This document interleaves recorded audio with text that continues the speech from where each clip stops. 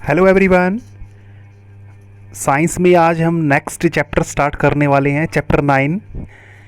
ठीक है, 9वां चैप्टर हम शुरू करने वाले हैं हिंदी मीडियम में। देखिए एक बार तो चैप्टर का नाम जैसे आपको इसमें सामने लिखा हुआ है, बल तथा गति के नियम। तो बच्चों, हम बल और गति के नियमों के बारे में पढ़ने वाले हैं।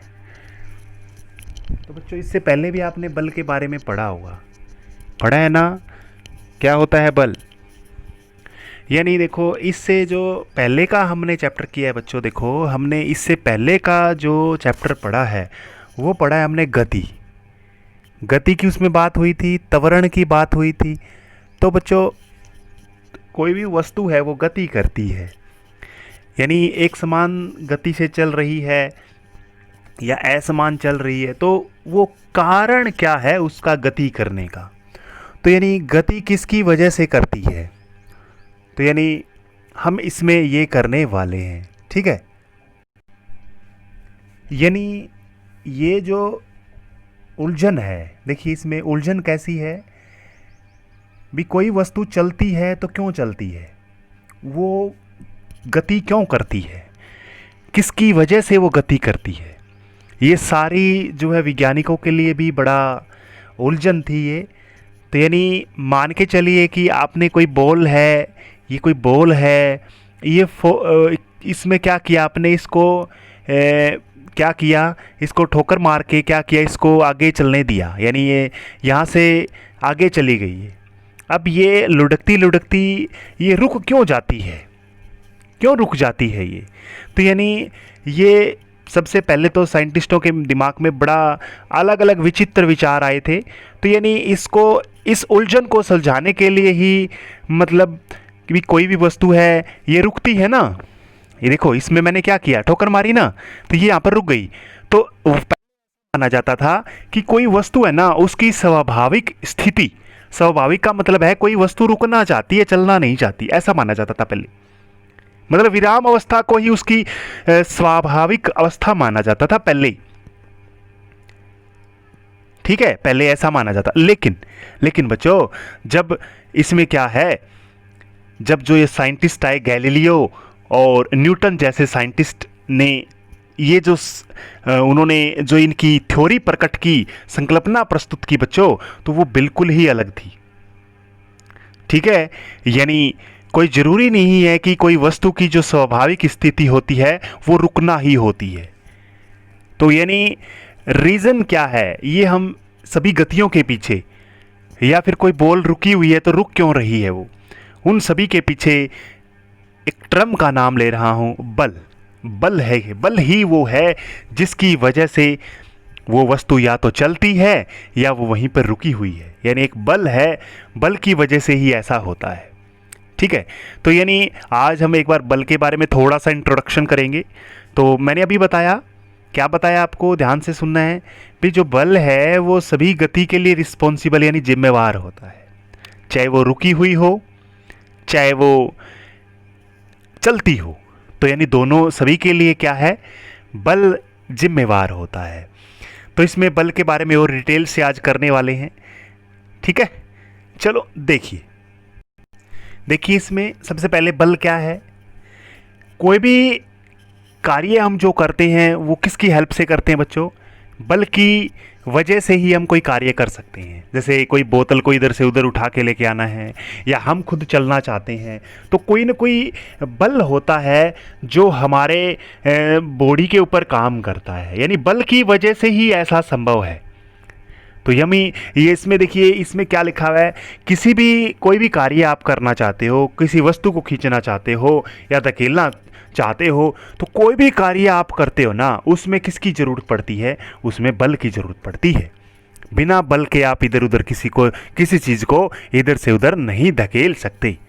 उदाहरण के लिए आप ले सकते हो, सिंपल सा है चैप्टर, बिल्कुल सिंपल है। इसमें नियम आएंगे, नियम थोड़े से आएंगे, वो थोड़ा सा समझने की ज़रूरत है। बाकी सारा थ्योरेटिकल है, आपने पहले भी पढ़ा हुआ है 7वीं क्लास में, 8वीं क्लास में। ठीक है, देखिए दरवाजे को खोलने के लिए या दरवाज़ा खींचा जाता है, धकेला जाता है, या फिर अलमीरा आपको बंद करनी है, अलमीरा का दराज बंद करना है, डैश का बंद करना है, डैश का खोलना है, सभी के लिए क्या है, आपको किसकी ज़रूरत पड़ती है?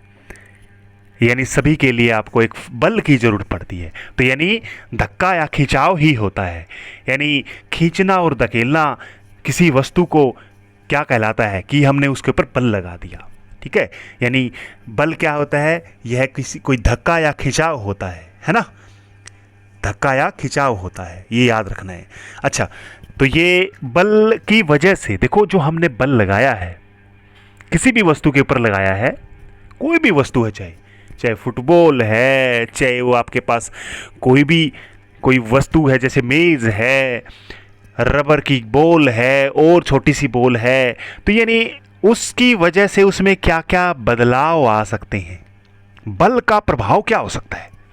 देखिए, बल किसी स्थिर वस्तु को गतिशील बनाता है। सिंपल सी बात है, ये मान लीजिए मेरे पास कोई पेन है या कोई बॉल है, अगर मैं बल लगा दूंगा तो ये वस्तु कैसी थी? स्थिर अवस्था में थी, विराम अवस्था में थी, तो ये चलती चली जाएगी, है ना? तो ये बल की वजह से होता है। बिल्कुल आसान है ना? तो यानी फुटबॉल को पैर से धक्का मारने पर वह गतिशील हो जाती है। पहले क्या थी? पहले बिल्कुल आराम से धरती के ऊपर पड़ी हुई थी, लेकिन आपने पांव लगाया। कहने का मतलब एक याद रखना है, कोई वस्तु अगर गतिशील है, स्थिर अवस्था में है, तो गतिशील अवस्था में आ सकती है। किसकी वजह से? बल की वजह से। आगे इसका उल्टा, अगर कोई वस्तु चल रही है तो उसको विराम अवस्था में ला सकता है। जैसे आप फुटबॉल को ऐसे लात मार के छोड़ दोगे, क्या वो फुटबॉल चलती रहेगी जमीन पर? नहीं, कोई ना कोई ऐसा बल है जो उसके ऊपर काम कर रहा है। वो हम पढ़ेंगे कौन सा बल होता है, शायद आपने पढ़ा भी होगा, घर्षण बल, है ना?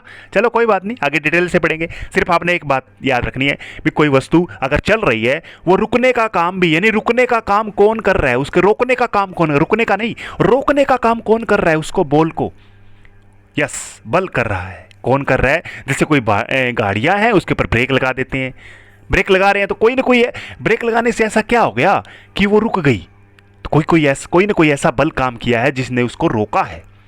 ठीक है। और दूसरी बात, मान लो आप सीधे चल रहे थे, सीधे बिल्कुल स्ट्रेट लाइन में चल रहे थे, आपको साइड से किसी ने धक्का दे दिया, तो आप सीधी लाइन में जाकर के आपकी दिशा बदल जाओगे, क्योंकि एक ऐसा बल भी होता है जो आपकी दिशा बदल देता है, दिशा बदल देता है। अब जैसे बच्चों, पृथ्वी है ना, सूर्य के चारों तरफ क्या कर रही है? चक्कर काट रही है, पता है ना? चंद्रमा क्या कर रहा है? चंद्रमा पृथ्वी के चारों तरफ चक्कर काट रहा है। तो चक्कर काटने का मतलब है हर बिंदु पे सर्कुलर मोशन मैंने आपको करवाया था, वृत्तीय गति आपको करवाई थी। वृत्तीय गति में क्या होता है? हर बिंदु पर दिशा बदलती रहती है। यहां पे सीधा जाना चाहिए था, इधर मुड़ गया, मुड़ गया, मुड़ गया, मुड़ गया, हर बिंदु पे मुड़ता रहता है। तो यानी एक ऐसा बल भी होता है जो किसी वस्तु की दिशा को बदल देता है। ठीक है। तो यानी किसी भी वस्तु की दिशा भी बदल सकता है कोई बल। याद रखना है, साइकिल का हैंडल देखो, साइकिल सीधी सी बात है, मोटरसाइकिल आप चला रहे हो तो आपने है ना सीधी लाइन में, अब मोड़ आ गया तो आप क्या करोगे? आप उसको मोड़ोगे ना, तो मोड़ोगे तो एक ऐसा बल लगाया है जिसकी वजह से उसकी दिशा चेंज हो गई, है ना? अब देखिए, अब आप है ना थोड़ी सी स्पीड से गाड़ी चला रहे थे, ठीक है, कोई भी स्पीड है, कोई बॉल है, धीरे धीरे चल रही थी, धीरे धीरे चल रही थी, ऐसे ऐसे चल रही थी, आपने क्या किया? उसको ठोकर मारी और तेज हो गई। यानी सीधी सी बात है, उसके वेग में परिवर्तन कर सकते हो, उसकी गति में परिवर्तन कर सकते हो। अगर पहले वो 10 मीटर के हिसाब से चल रही थी पर सेकंड के हिसाब से, तो अब क्या पता आपने ठोकर मार दी हो तो वो उसकी 11 मीटर पर सेकंड या फिर ज्यादा हो गई हो। समझ में आ गया? अरे आप कोई रेसर है, मान के चलिए रेस लगा रहा है, उसको पीछे से धक्का मार दिया तो उसकी स्पीड बढ़ जाएगी ना, गति बढ़ जाएगी ना। तो कहने का मतलब बल क्या कर सकता है? ध्यान से देखो, पहली बात मैंने क्या बताई? कोई स्थिर वस्तु है उसको गतिशील बना सकता है। दूसरी बात, कोई गतिशील वस्तु है उसको स्थिर बना सकता है। तीसरी बात, कोई गतिशील वस्तु है उसकी दिशा में परिवर्तन कर सकता है। चौथी बात, क्या बात बताई? चौथी बात, किसी वस्तु की वेग में परिवर्तन कर सकता है। बल की वजह से किसी वस्तु के वेग में परिवर्तन हो सकता है। यानी अगर पहले कुछ थी और फिर बाद में कुछ चेंज हो सकती है, ये कम भी हो सकती है, ज्यादा भी हो सकती है। ठीक है। जैसे कोई मान लो त्वरित करने का मतलब है जैसे स्पीड, जैसे मोटरसाइकिल चला रहे थे आप 40 की स्पीड से चला रहे थे, आपने क्या किया, वो एक्सीलरेटर दबाया, एक्सीलरेटर यानी उसको घुमाया राइट साइड से। आपको मोटरसाइकिल आपने कभी चलाया है क्या? देखो आपने क्या किया। या फिर आप साइकिल की बात कर सकते हो, साइकिल के पैडल तेज तेज मारने लग जाते हो आप, तेज तेज यानी और तेज दौड़ेगी वो, बल लगा रहे हो आप ज़्यादा, है ना। इसी तरह से आप कर सकते हो, कम भी कर सकते हो, ज़्यादा भी कर सकते हो। ये कहने का मतलब वेग में परिवर्तन का मतलब क्या है, कम भी कर सकते हो, ज़्यादा भी कर सकते हो। अच्छा दूसरी बात, फुटबॉल की बात करूं मैं, दोनों साइड से आपने फोर्स लगा दिया। ये देखो ये फोर्स, ये फुटबॉल है, आपने क्या किया, इधर भी बल लगा दिया, इधर भी बल लगा दिया। ये क्या हो जाएगी, ये सिकुड़, हो सकता है आपने थोड़ा सा लूज भर रखी हो, अगर आप फोर्स लगाओगे ना, इसका आकार भी बदल सकते हो बच्चों तुम। आकार यानी बल की वजह से किसी वस्तु के आकार को भी बदला जा सकता है। समझ में आ गया?